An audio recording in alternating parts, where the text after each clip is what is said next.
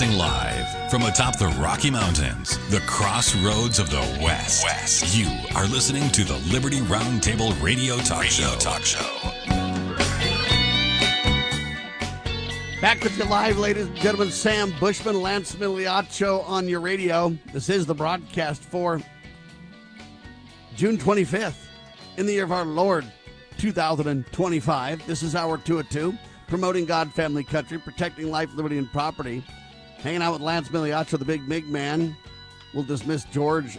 He's got a lot to do. Hopefully he'll be back with us next time. We always miss George Ballantyne, the other half of the Big Mig brothers. The Big Mig, the tip of the spear. They say, hey, you know what? We have the right to tell you things you don't want to hear. Amen to that. TheBigMig.com. They're on Liberty News Radio, on Rumble, on X. Just look for The Big Mig. But we're talking to Mike Ritland. Mike Drop is his podcast, mike-drop.com, to check that out. And it's a special 2-hour interview that we're working on. Okay, so Mike dropped off. Uh-oh. Shoot. Oh, I'm sorry. Hang on a second. If you can text him and tell him to jump back on, that'll be the best thing. I don't know if he realized. I apologize. I thought Anyway, we'll get to that. But meanwhile, while Lance is texting Mike to have him jump back on, I'll just highlight that Mike Ritland spent 12 years as a U.S. Navy SEAL, seeing action in Operation Iraqi Freedom, and he was involved in some of the biggest special operations in history. He then served as the lead trainer for the Navy SEAL K-9 program for the West Coast operations in the United States. And then after he got out of the service, he got some lung illness that prevented him from being a dog handler and being out in the field, keeping up with the dogs, if you will. Warrior Dog Foundation was his next venture, and he started this incredible organization to help these dogs. You know, they serve their country just like military vets do, right? They're basically canine vets. And these canine veterans come back. Sometimes they've got troubles. They've got, their bodies are broken just like the humans. Their, psyche, their minds sometimes have trouble adjusting to normal society. But with appropriate love and care and kindness and respect, remember, animals respond in the way they're treated, right? You treat them hostilely and hate-filled, and they tend to give that back. But if you treat them with love and kindness and respect and dignity, then, hey, it's incredible. Well, this is what we're talking about. How do we give them dignity when they return? Answer, warriordogfoundation.org. That's warriordogfoundation.org to learn about that. Mike is a dog trainer. He's just an expert in every way. He's done so much for his country, not only in service, but now that he's out, he goes around and speaks around the country. He's written 3 different books, so he's a triple award-winning author. His podcast is renowned, Mike Drop, mike-drop.com for that. But he's also been involved in doing things for animals, because once you get this love for animals in your blood, it's almost like everything you do is for the animals, right? And so this guy's got all kinds of food programs for animals and different things like that he does. He's got these kennels. I mean, he lives a great, great personal life, really a life of service. And as a dog trainer, he's learned that, hey, the best way to get the most out of your animals is to serve them and to love them and to treat them with kindness, dignity, and respect, and expect a lot out of them, because they love the challenge too, right? Real dogs, real animals love the challenge of whatever they're doing, and they dig it, and they step up to the plate with all 4 paws and get it done. This is the kind of stuff we're talking about, and most people don't even realize how many dogs the military actually has out in the field, or law enforcement actually has out in the field.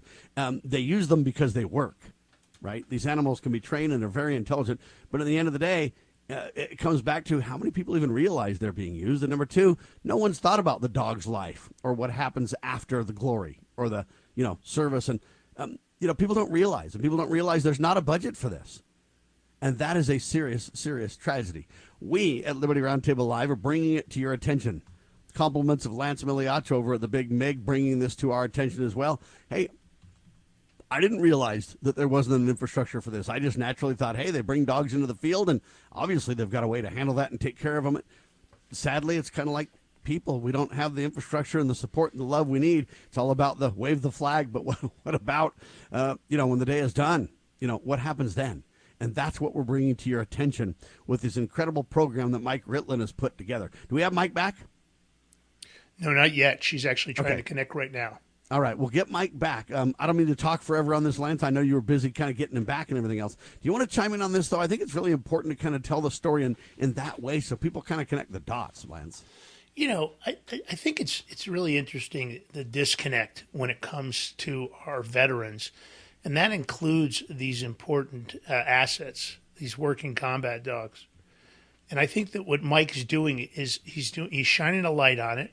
He's providing a service. And when he was on my show originally, we talked about the fact that what he really needs is to expand, because there's still such a high need. He'd like to have a facility, one on the East Coast, one on the West Coast, and one in, of course, in the middle of the country, because that expansion is going to allow him to help more of these animals reintegrate. It'll make sure that after their service, they're not put down. And I think that's, again, I think that people, they love the freedom. They love what our military, does for us, because it guarantees that freedom. They take it for granted a lot of times, and I think they take these animals for granted. Mike, you talked about, and thanks for coming back to us. I don't know what happened there, but I appreciate you getting back. You talked about how you need to expand what you're doing. Can you talk about that a little bit? Yeah, the need for resources to be able to take care of these dogs post-service, is not dwindling. In fact, it's the opposite. It's growing as, more and more operational units incorporate dogs. And so, the need is there. It's going to continue to be there. And, the unfortunate reality of any individual location is there's only so many dogs you can really accommodate at one place. Because they have to be let out, generally speaking, one at a time. The more dogs you have at one location, the less time each of them are getting the one-on-one time spent with them. So, we have a 30-dog capacity, and we are full all the time. We have, about 10 or so dogs on a waiting list at any given time. And so the need is for sure there. For there to be, more locations instead of just having one massive location. And I think it would make sense to have them in different parts of the country because, there are working dogs all over the country. So, again, that needs. It's also easier to place dogs in homes for transition when they're more local, where people can come and visit the dogs and kind of learn and meet with people on site. And there needs to be kind of a little bit of a fill in the background understanding with these dogs, so people kind of understand, hey, what am I agreeing to? How does it work? If I need some support and help as I do this, where do I go? I mean, there's a lot to it, right, Mike?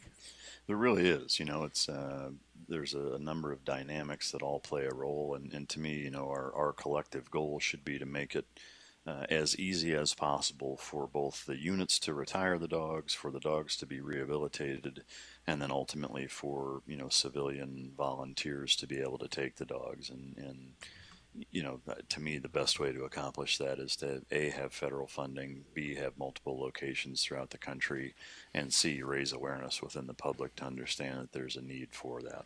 Are some dogs beyond rehabilitation? Obviously, physically, if their bodies are beat up at some point, that the answer is obviously a yes. But yeah. What about from a transition to a normal home situation? I would say it kind of depends. There's not really a black and white answer that says yes or no. I do believe that every dog has the capacity to be retired if two things are present, which is number one, the actual working facility that they're initially retired to has the resources and the competency to be able to rehabilitate that dog to the best of its ability. And then the second part is that there is, whoever is adopting the dog has that same high level of training and handling competency to be able to manage a dog that maybe is a little more difficult than some of the others. So those two factors are really the biggest key indicators as to whether or not a dog can be retired or adopted out to, quote unquote, a more normal household. And there's not a one-size-fits-all either, folks. Sometimes it's kind of a match that happens. That's true with guide dogs and blind people. It's true with dogs in service for different reasons. Some dogs have different skills and people have different skills, and oftentimes you got to kind of find a match. Finding a home is a little like that, right? It's exactly like that.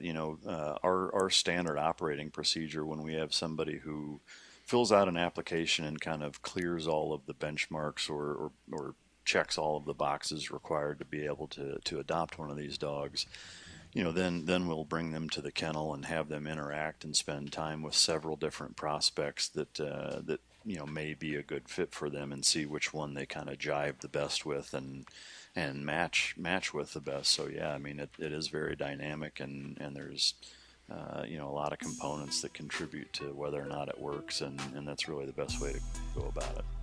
All right, hang tight, ladies and gentlemen. This special interview with Mike Ritland continues. Mike-drop.com is his podcast. We're going to talk about his books, too. And we're going to talk about a little bit more about how you can get involved. There's just so much going on. But he's a former Navy SEAL. He's the host of the Mike Drop podcast. He does a lot in his life, public speak, and a whole lot more. Hang tight. Liberty Roundtable Live. Have you ever had great honey? No, I mean really good, all-natural, raw honey? Well, now you can, thanks to localhoneyman.com. We can ship out our locally made honey all across the U.S. So don't worry, you won't miss out. Plus, Local Honeyman has so many different flavors, like Utah Wildflower, High Desert Delight, Happy Valley, and Blackberry, just to name a few. So purchase your delicious raw honey today at localhoneyman.com.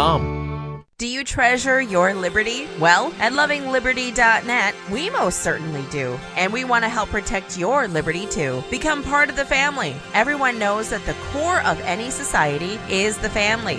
Therefore, the government should foster and protect the integrity of its family, we the people. Won't you join us as a Loving Liberty sponsor to help us promote the principles in the 5,000-year leap? Let's restore the miracle that changed the world at lovingliberty.net. So, you two are real actors, huh? Well, I was an extra on a soap opera for 3 years. And I'm best known for starring in cat food commercials. Meow. And you're going to play our parents for how long? Oh, just during dinner for the next few years, probably until you're both off to college. Your real parents will be back every night at 8 o'clock. 8 o'clock? Hey, your dad's busy. He's got work, softball, client functions. Yeah, and your mom, she's got the literary club and play rehearsals. So. Don't you worry, they'll be back on time. Otherwise, we get time and a half. Ka-ching! Okay, according to the script, we're supposed to ask you how your day was. Yes. Okay, I guess. Ooh, is that the best you can do? I think I want my real parents. I don't see that in the script. No ad-libbing, please. There's no substitute for a loving parent. And when you're really there, you'll know how much you care. From the Church of Jesus Christ of Latter-day Saints. For more tips on strengthening your family, visit family.mormon.org.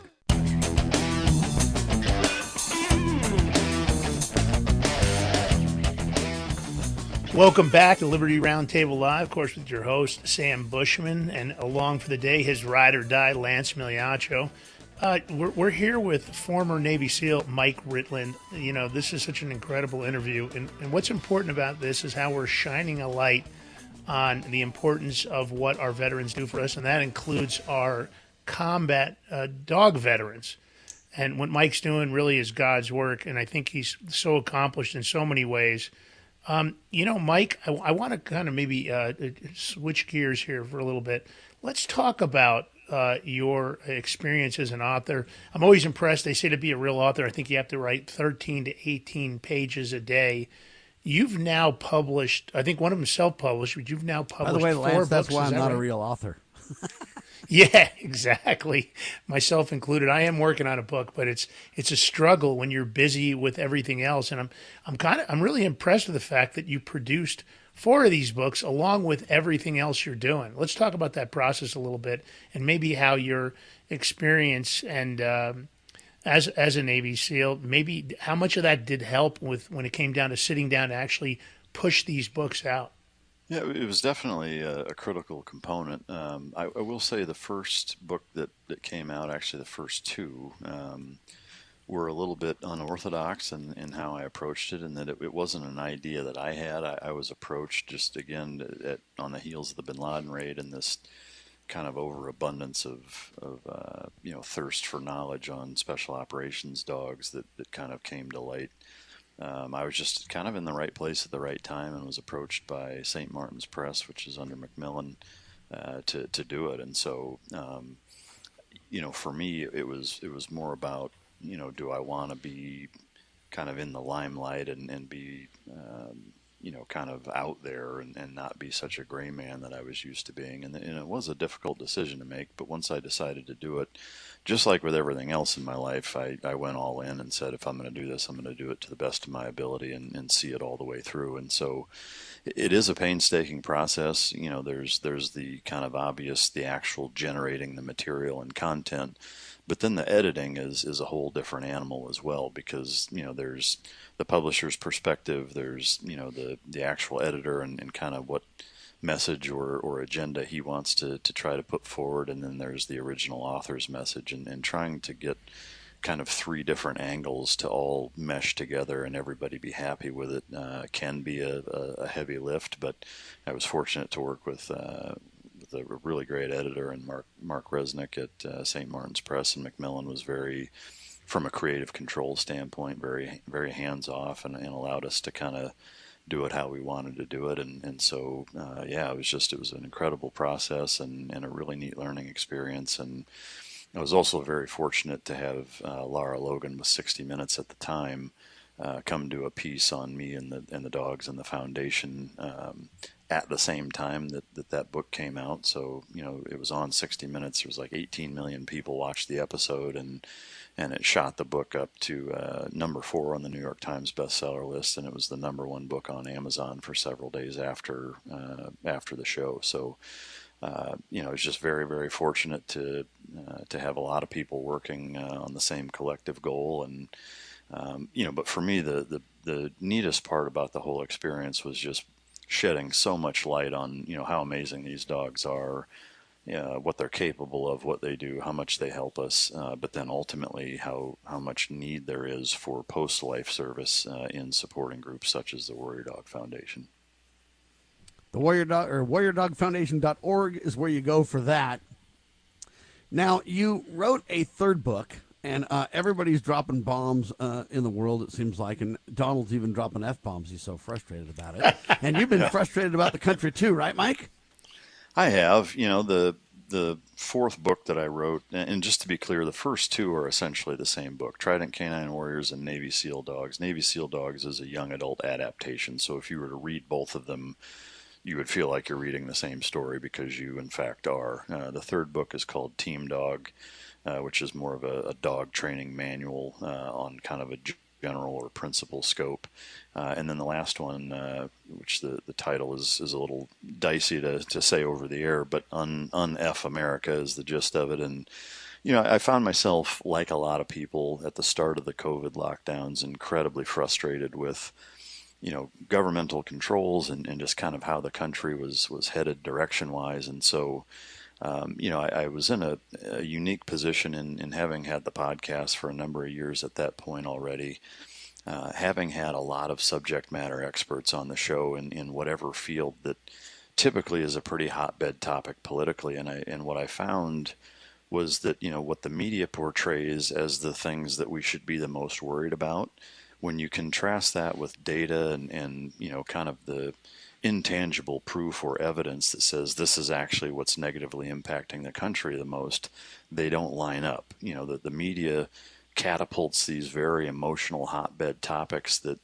statistically play a much smaller role in our society than things like opioid overdoses and PTSD suicides and child sex trafficking and open border policies and big pharma and big food, having such a negative impact. So few of those topics are being, talked about in the media. But when you look at the statistics of how many people die or are severely negatively impacted from them, they weren't adding up. And so I wanted to kind of bring or shed a light on what's really plaguing this country, but approach it from a direction or an angle where the reader, number one, is going to understand how to approach the conversations. Number two, understand what's really worth being worried about. And then number three, how we can collectively solve those problems, but then ending it up with, most importantly, how you as an individual can approach it. Because I think for most people, whether they're watching the news or now at this point with podcasts and other kind of less than mainstream media outlets that are really shedding a lot of light on the problems that I'm talking about, they look at it and they feel a little overwhelmed and think to themselves, like, that's a huge problem and I'm concerned, but what am I going to do about it? And most or people they say, feel like, hey, the fat lady's already sung, right? Yeah, or they hear, well, make sure you vote. It's like, well, that's one thing that you can do. And what I found, and this is something I learned in the SEAL teams, is set the example. Be the thing or the change that you want to see in society. And if you can't hold yourself to the standard that you expect everybody else to, well, then you can't really expect everybody else to hold them to a standard you're not willing to hold yourself to. And so it starts with yourself, and that's a combination of being disciplined, eating right, working out, being a positive member of society, contributing in any way that you can that makes you a net positive impact on society, and don't be a taker from society, be a giver, and it doesn't mean you have to join the military and be a special operator. It can be anything. It can be Boys and Girls Club. It can be a soup kitchen. It can be helping the homeless. It can be helping veterans that struggle with mental issues. I mean, there's so many different things out there that you can do that serves a purpose greater than yourself. That I think that the instant you do that, number one, you realize it's not about you and people stop being so selfish. And number two is that you're contributing to society in a positive way, that if everybody does that, it's the rising tide raises all ships mentality, is that if everybody just puts a little bit in, the entire collective nation becomes much stronger and much better and much more positive. It reminds me of the old country song by Rascal Flatts, when you play a country song backwards, you get your house back, you get your dogs back, you get your first and second wives back. You're the name of your book reminds me of that. So the subtitle I'm going to give it is Snafu in Reverse. Yeah. Right? Yeah. That's what we want to do to America. We want to fix America. And it's just kind of your modern day military way of saying, hey, we got to restore the republic, man. And here's how you do it. Right?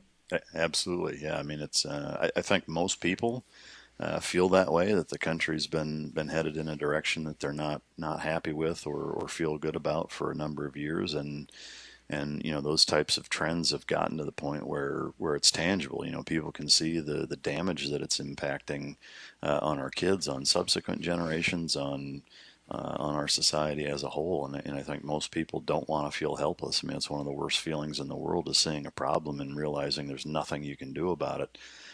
But the reality is that you can do about it, and it does start with us as individuals. Where do people get the latest book too? The title's a little bit tart for radio, because but in the modern world, though, this is something that people really feel. Well, I'm pretty tart. So how do people exactly? How do people get the book? Myself included. Yeah, it's on Amazon. Amazon's the easiest place to get it. And I know there's people that are anti-Amazon and what have you, but. In terms of hey man, it's where books are sold. being able to access that, it's available there, but it's also available in audiobook format in my voice on my Patreon page, which I don't think we've talked about, but that's basically in addition to the Mic Drop podcast. It's bonus footage, it's behind the scenes content, it's extra stuff that I have personally, and I actually do a once a month 1 hour Zoom call with the tier 3 members where they can ask me any questions, and we sit around for an hour and shoot the breeze. But so you can order the audiobook version off my Patreon page. All right, the title again. Be careful now. Un-F America. Okay, and I want people to understand, hey, I'm not really, that title I get in older generational society or whatever circles, it's a little bit unsavory, but really. The point is that, hey, we are in a serious snafu, people.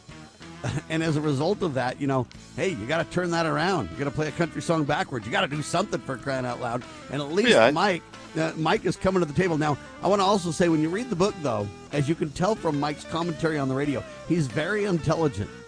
And so it's not just full of trash words. It's full of actual solutions to restore the republic. It's full of what you can do and how you can get involved and how you can make a difference and more. We're talking about a Navy SEAL, a man that knows how to bring solutions to problems, immediate solutions on the fly, solutions that work and save lives and protect people, solutions that make a difference. His name is Mike Ritland, ladies and gentlemen. We're talking to him and Lance Migliaccio on Liberty Roundtable Live.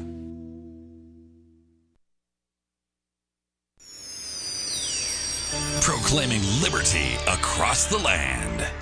You're listening to Liberty News Radio. Breaking news this hour from townhall.com. I'm Rich Thomason. President Trump has been demanding that NATO nations spend more on their own defense, and NATO leaders, led by the Alliance Secretary General, have now agreed on a massive hike in military spending. Mark Rutte has said allied leaders at this summit will take the bold decision to ramp up defense spending to 5% of their GDP.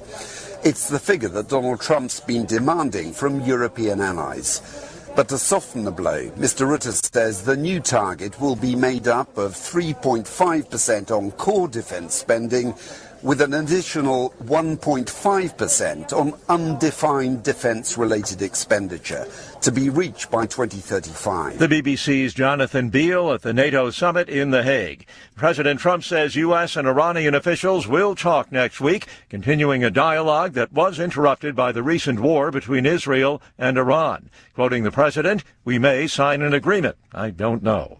Mr. Trump taking issue with a preliminary intel report suggesting the U.S. bombing of Iran's nuclear program has set the program back by just a few months. The president insisting Iran's nuclear ambitions have been shattered. The findings come from the Defense Intelligence Agency, according to people familiar with the early assessment. The report found that while the strikes on the 3 Iranian nuclear sites did significant damage, they were not completely and totally obliterated as President Trump claimed. The White House strongly pushed back on the assessment, calling it flat out wrong. Greg Clugston, Washington. Tonight was not our night. The words of former New York Governor Andrew Cuomo conceding the New York City Democrat mayoral primary to 33-year-old state assemblyman socialist Zohran Mamdani. Watching Wall Street, the Dow down 49 points, NASDAQ up 90. More on these stories at townhall.com.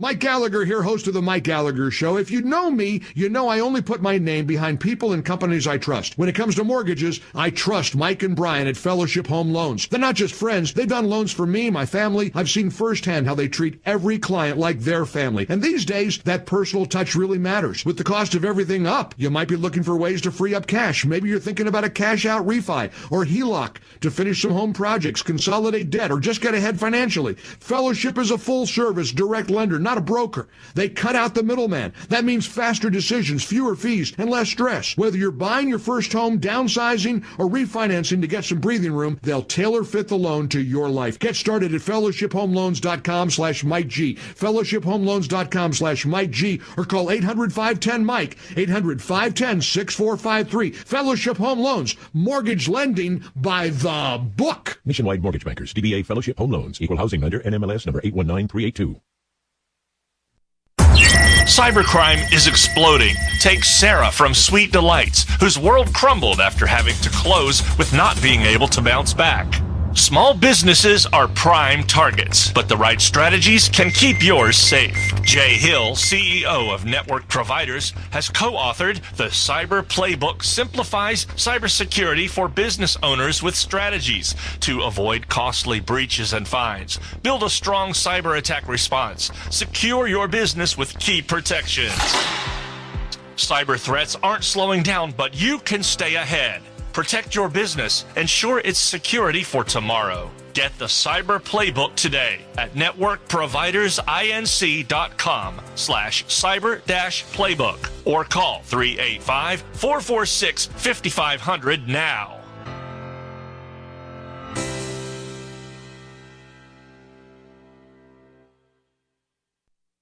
As you are aware, America is divided over every fault line possible. This is intentionally fostered by those who do not love God, family, or country. We believe a peaceful future as a free people absolutely depends on civility. Clarion Call for Civility is looking for funding and volunteers at every level to make our hopes and efforts a reality. Please donate, sign our pledge, and help us in our sacred cause. Please visit callforcivility.com for more details. Callforcivility.com. Bypass the mainstream narrative with Liberty News Radio at libertynewsradio.com. Engage with charismatic hosts live or on demand.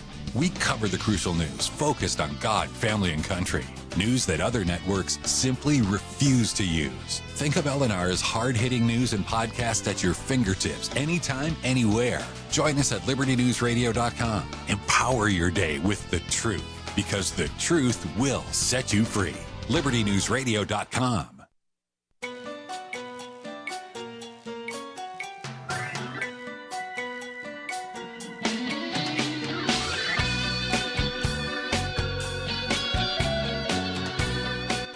Broadcasting live from atop the Rocky Mountains, the crossroads of the West. You are listening to the Liberty RoundTable Radio Talk Show. All right, ladies and gentlemen, the special interview with Mike Ritland, well-known dog trainer, former Navy SEAL, host of the Mike Drop podcast interview continues. Lance Miliaccio, thebigmig.com with me.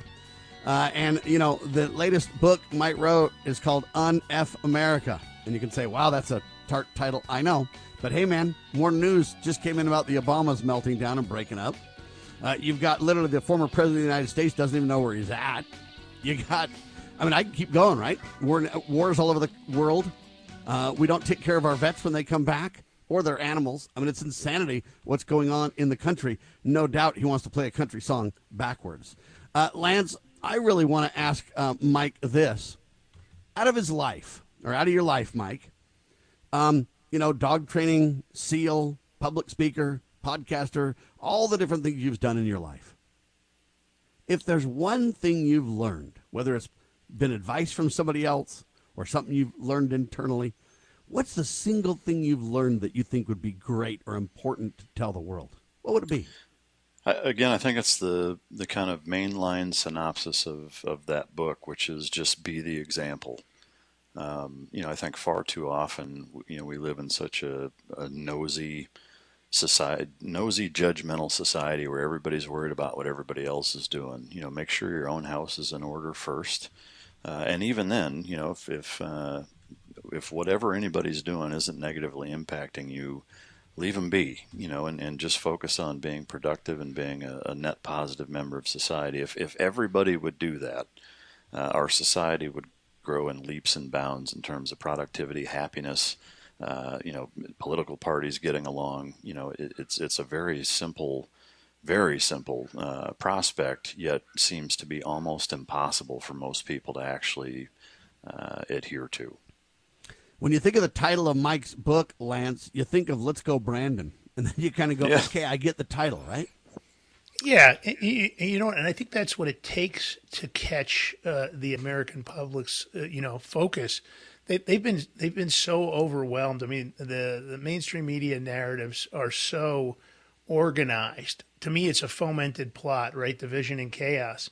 And even when you look at what's on, say, for example, on TikTok, you know, what we're doing to our youth is where the damage is really occurring. At such an early age, you know, they really lack discipline. One of the things I hear all across the country is that companies are struggling to find people that have discipline and that have focus and are willing to put in the work. And it doesn't matter what kind of company we're talking about. Mike, you know, you're a keynote speaker now, and you've done speaking engagements all over the country. What do you, as far as topics, what are the hot topics that you find, whether you're talking at universities or conferences or maybe to corporations? Do you hear that resounding message that they're struggling, that seems like the youth in America aren't really willing to work? They want everything now, and they also seem to be brainwashed through this message that they're getting pumped constantly on social media and the mainstream media. I think to a certain extent, yes. There's no question that the kind of coddling and kinder, gentler mentality towards subsequent generations has had a negative impact. And I think, you know, it's the culmination and response to, or overcorrection, I would say, you know, in terms of the political correct movement, you know, in the mid to late 90s, where everything now turned into not wanting to hurt people's feelings and not saying anything that's brash or that might be upsetting or what have you, and just kind of beating around the bush and sugarcoating everything. And that, I think, has trickled down into child rearing, where, you know, if a child, you know, can go to school and have, you know, whatever attitude they want, have absolutely no consequences for bad behavior, it only stands to reason that, you know, 15, 20 years later, that same child now as a young adult is going to be, you know, kind of a pain to deal with in the workplace if there's not been a standard that they've been held to, or there's not been consequences for not doing what they're supposed to, or being, you know, giving attitude, et cetera. And so there is absolutely a component to that. And I think, you know, there needs to be a sway back to the middle. You know, I don't advocate nor condone being abusive or being so hard on people that it's unfair or counterproductive.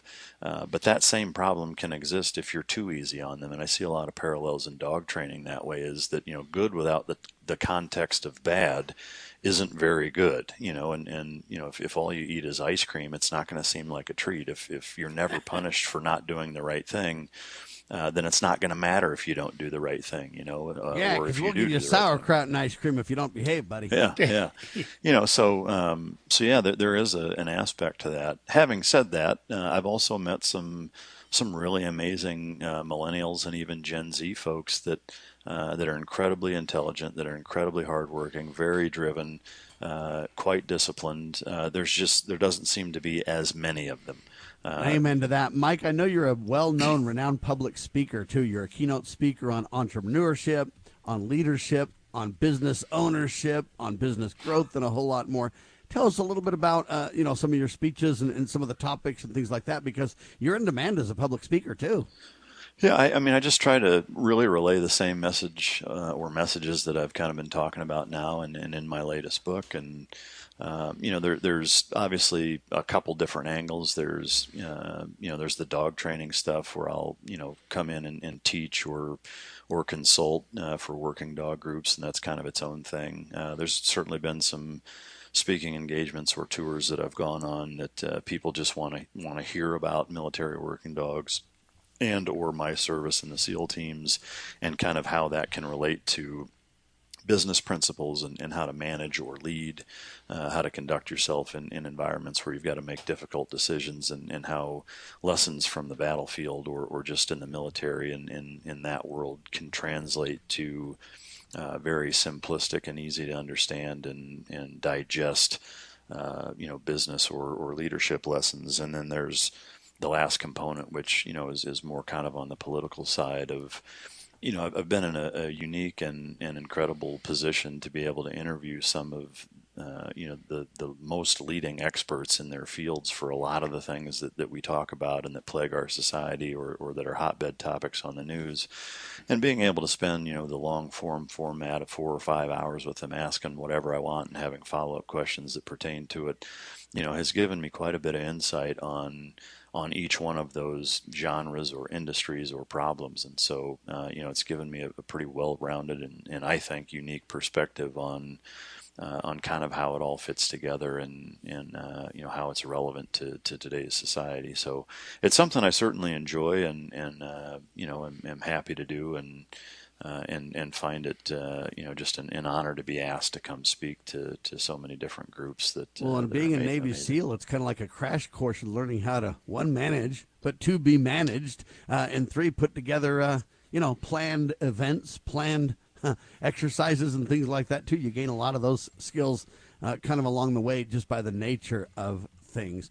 Now, I think this is hashtag rumor mill, but I'm just going to throw it out anyway. I think one of Mike's latest books is supposed to be coming out and stuff like that. It's like How to Train Your Spouse, and then it's subtitled A Little Like Dog Training, right? Yeah. A little like training your dog, Yeah. I will say, I mean, that the parallels are pretty exact, actually. I mean, not to oversimplify it, but I mean, the reality is that, if your spouse or children, I mean, and it can be a coach with their athletes, a student with teachers, a boss with employees, anything that you want to happen again or continue to happen or more frequently take place, you need to positively enforce it and incentivize that individual to continue to do it or do it even more often. On the transverse, if it's something that's an undesirable behavior that you want to extinguish, you have to provide a consequence that is substantial enough to actually extinguish the behavior and cease for it to continue to happen. But it's really that simple. Where I think most people fail, and this is in all realms, whether it's dog training or being a parent, a spouse, whatever, is inconsistency. If it's wrong, it's always wrong. If it's right, it's always right. And where people fail, I think, is they've had a long day at work, they come home, and whether it's the dog, the kids, the spouse, whatever, they do something that's important, that's valuable, that you appreciate. You have to recognize that every single time.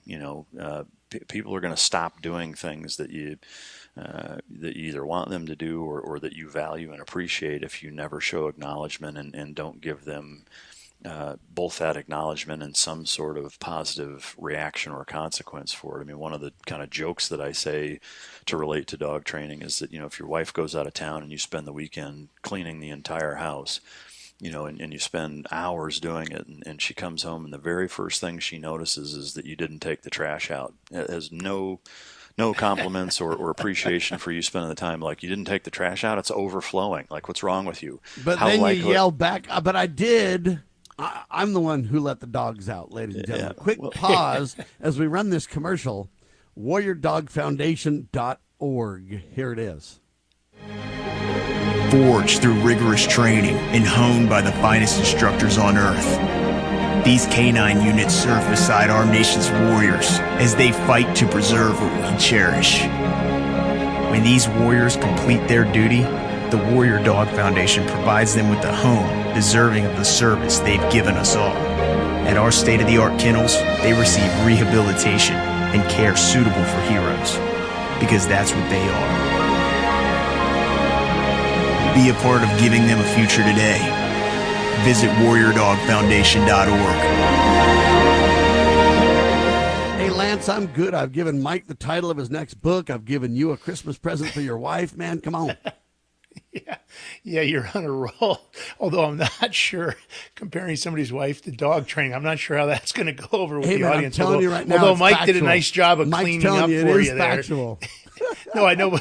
Mike did an amazing job of cleaning that up for you. I was wondering where that was going to go. Mike, kudos to you in making Hey, man, it's part of the sound better than the way Sam presented it.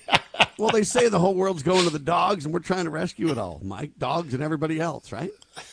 Yeah, I mean, I can't argue with that. It's that's always the common goal of everybody, I think, is to get us going in the right direction. So however we can make that happen, I'm all for it. I've got to throw out a political topic because Mike in his Mic Drop podcast, it is a mic drop. I'm telling you, it's no holds bar, hard hitting. You better be ready for it when you listen because, man, it's not ready for radio. It is ready for, people who are blunt, want to deal with it. If your feelings are going to get hurt, you better go away quick because they will. But if you have a thick skin and you really want truth, he's a truth teller. That's for sure. Now, I want to talk about this ex-Biden aide. Her name is Neera Tanden, I think it is. She admits under oath to the House Oversight Committee that she controlled Joe Biden's Autopen. Now, she says, hey, everybody does it. It's okay. Mike, your response to that? Remember, you're on the radio. Well, yeah, I would just say disrespectfully disagree. I don't agree with it. And to me, let's just say hypothetically that everybody does do it, which I don't believe. That doesn't mean it's right. I mean, it's a pretty simple premise, in my opinion, is that, if the president is doing executive action, he should be the one doing it and the only one doing it. He's the only one with that authority, and he should be the only one actually signing whatever it is that he's signing. And to me, I can't even believe that's up for debate or discussion, or that somebody would give an excuse like that to try to justify doing things like that. It's just, God, it's disappointing. Lance, I say, Donald Trump said, hey, take the guns and due process later. I reject that, too. What I'm saying, though, is toss her in the clink before she testifies, Lance. Let's get this done. Come on.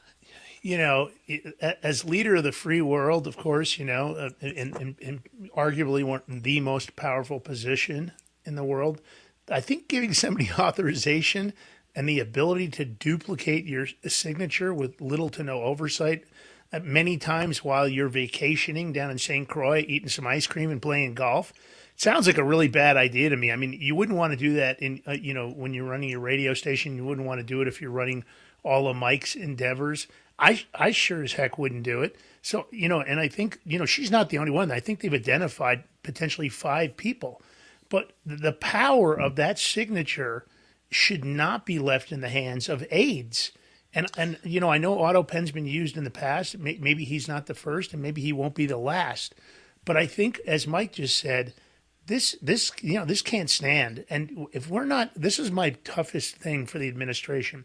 I know that if you and I ran into the White House and signed off a few documents, maybe signed a line item budget for Mike's business, and we weren't authorized to do so, I imagine they would wrap us up before the sun set. And accountability and consequences I don't see it yet. I don't see Pam Bondi, and again, I'm friends with Kash Patel and Dan Bongino. I don't see them being allowed or doing what they should be doing. We were promised that kind of accountability and consequences. And I think when you violate the laws of the United States, and in this case, I think this is a violation of American people's trust in the administration and the executive branch. This should not be going on. And we just haven't seen enough of what I would say should be the hammer. She should be locked up like so many others. I'm still waiting for the dirty 51+8 to get locked up. I'm waiting for the Secretary of Retribution to get her done there. Yeah. Lance, that's what I'm saying, Yeah. Yeah, I mean, to me, I'll reduce it down to the most simple premise that I think anybody and everybody could understand is just think about how many other aspects of our daily lives that you and I wouldn't be able to have somebody else use an Autopen for our signature. There's tons of I don't need to pay my mortgage because, man, there was an Autopen over there. Sorry. Bank accounts, closing houses, signing for prescriptions. I mean, there are so many other things that, in my opinion, are far less dangerous if that power is abused, that you're not allowed to do that with, and for good reason. How this is any different and how anybody could possibly rationalize it in a way where it's okay or minimized is baffling. Well, and that's the reason, the title of the book, folks. It's like when that stuff starts happening, nobody understands it, but there's no consequences. And I'm telling you right now, if we have to play a country song backwards to resolve it, we got to do what we got to do there. It's really, really important. Mike, I know when you get interviewed, everybody else asks all the questions and stuff like that. I like to play slightly different. I ask a bunch of questions, things that kind of interest me or that I think, I would want to know, and I kind of consequently think the public would want to know the same things I'm wondering or thinking and everything else. But in an interview, I also like to throw it back to the person getting interviewed and say, hey, what have we left out? What have we overlooked? What things would you like to focus on in the last couple of minutes of the show, sir? But just, for anybody listening that, wants to find out anything more, again, I would just say, my podcast, Mic Drop, I'm very proud of, and I would encourage people to listen to it. I also started a dog food treats and supplements company. I've got online training that's very, very reasonable for people to be able to apply these principles to train their own house pets. It's not just for high-level working dogs.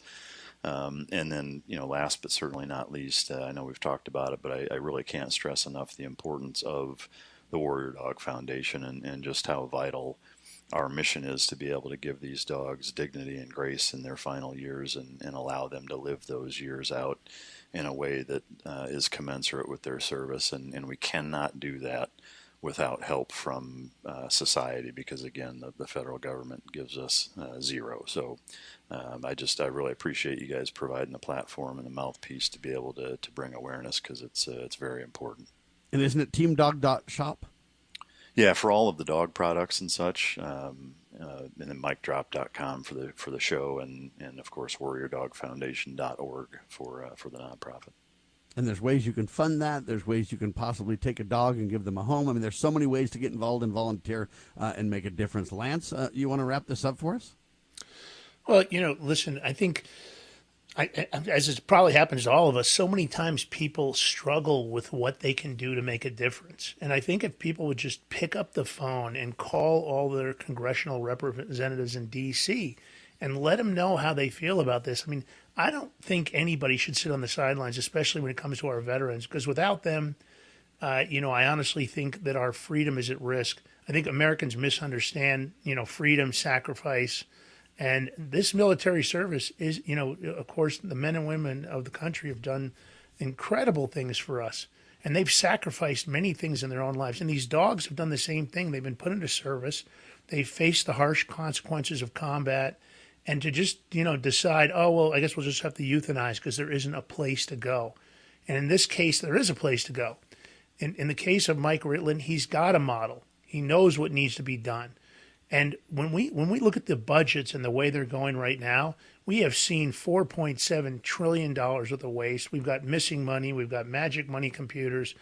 This is the kind of good we should be doing. If they're going to spend the money and they're going to spend our money, then this is the kind of a project I want to see supported. So get on the phone, get on email, let your congressional members know that by supporting Mike Ritland, they're doing a service for the country that's needed. And here's a guy that's willing to do it. At the end of the day, it's not an easy job, and he's chosen to make this his life's work. And I just don't think there's any reason we shouldn't be supporting him financially and making an effort to expand what he's doing so that these dogs have a place to go after their service. Well, you know, I really can't thank. Go ahead, Mike. I'm sorry. Go ahead. No, Mike. I just wanted to say I can't thank you guys enough for both having me on and conveying that message, because you know, again, this isn't something you know, that I just started, or you know, that we're trying out and figuring out the process. You know, to the point of, you know, having a model. You know, we've been doing it for 15 years this August, and you know, we've seen a lot of dogs come through our facility, and you know, at this point, received dogs from pretty much everywhere. I mean, police departments all over the country, military working dogs, military special operations dogs, Customs, Border Patrol, Secret Service, Federal Protection Services, State Department, everywhere. You know, and the entire country, from a working dog entity standpoint, has utilized us as a resource, as a last-ditch resource, in where the dogs would have been euthanized if we hadn't taken them. And it's something I'm very proud of, but I'm also, you know, something that I would like to bring to the attention of the American people, that, you know, the federal government to this day, 15 years later, still hasn't stepped up to do the right thing and fund these projects. And it's not about even funding the Warrior Dog Foundation. I mean, ideally, I would love to see my organization and all like it, you know, not be necessary and be able to close their doors because the U.S. government has built the facilities and you know, augmented the I would resources. like to see it private sector managed, because I know they'll do a good job and they'll care and they'll make it local and everything else, but I'd like to see federal funding and competing for that, and that way you get kind of the best of both worlds. The only dogs, as far as I understand, Mike won't take are Joe Biden's dogs, like Commander and such like that, because they attack everybody on the planet, and they're crazy. And it's probably the way they're treated, don't you think, Mike?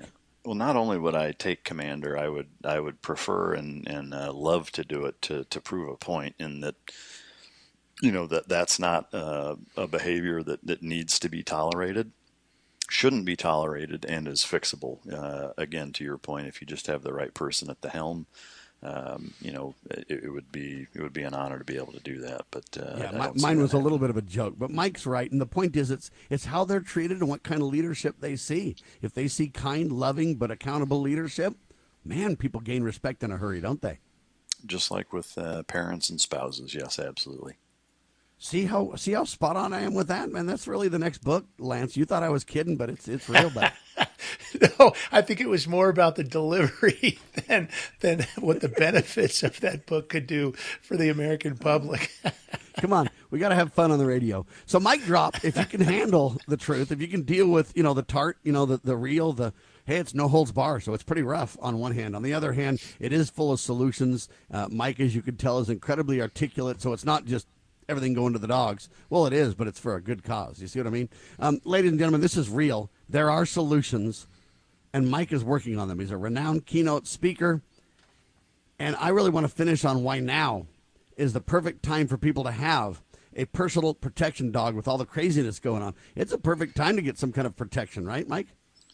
Yeah, I mean, you know, the volatility and dynamic nature that our society finds itself in is well suited for that application. And I will say, you know, it's really the only security mechanism that is kind of a one-size-fits-all in terms of it checks all the boxes. You know, alarm systems are reactionary or alert-based. You know, there's not a defense mechanism. Calling the police takes time. Even using your own weapon, you know, can be used against you. Maybe you can't get to it in time or don't have the capacity to actually use it when need be. You know, a dog, once they're bonded with you, is an early warning. It's a detection. It's a deterrent. It's an alarm system. It's a reactionary, and it can't be bribed or manipulated by any outside force. So it's kind of a one-stop shop security application. Mike-drop.com, ladies and gentlemen, to learn more about his podcast, to learn more about all that he's doing. Incredible stuff by great people making a difference in this country. You know, when you listen to the mainstream press, everything is negative and downer. This is positive and solutions-oriented. Why? Because you're listening to Liberty Roundtable Live, ladies and gentlemen. For Lance Viliacho, for our dear friend Mike, God save our republic.